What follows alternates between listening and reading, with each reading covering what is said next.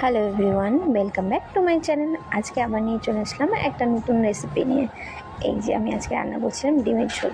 ডিমটাকে একটু লবণ দিয়ে সেদ্ধ বসিয়ে দিলাম। এদিকে আমি পেঁয়াজ, কাঁচা লঙ্কা, রসুন সব রেখে দিলাম। এই যে ঘষে নিচ্ছি, পেঁয়াজটা ঘষে নিয়েছি, টমেটোটাও ঘষে নিয়েছি, রসুনটাকে ঘষে নিয়েছি, কাঁচা লঙ্কাটাকে চিড়ে নিলাম। এবার ডিমটাকে ছোলা হয়ে গেছে, কড়াই আমি তেল দিয়ে ডিমটাকে আমি ভেজে নেব। কড়াইয়ের মধ্যে লবণ হলুদটা দিয়ে নিয়েছি। এই যে এখন আমি ভালো করে লাল লাল করে ডিমটা ভেজে নেব। কড়াইয়ে লবণ হলুদ দিলে ডিমগুলো লাল লাল হয়। এরপর লাল লাল করে ভাজা হয়ে গেছে, এবার আমি নামিয়ে নেব একটা একটা করে।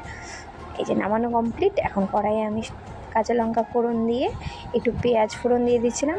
এই যে মশলাগুলো আমি রেডি করে নিলাম। এখানে সব জিরের গুঁড়ো, লঙ্কার গুঁড়ো, লবণ, হলুদ, চিনি আর যে মশলাগুলো আমি ঘষে রেখেছিলাম সেই মশলাগুলো দিয়ে জল দিয়ে ঢাকা দিয়ে দিয়েছিলাম। এবার আমি ঢাকা তুলে ভালো করে এটাকে কষিয়ে নেব। কষিয়ে নিয়ে জল দিয়ে দিলাম, দিয়ে এখন ঢাকা দিয়ে নেব। হয়ে এসছে। রেসিপিটা কেমন লাগলো?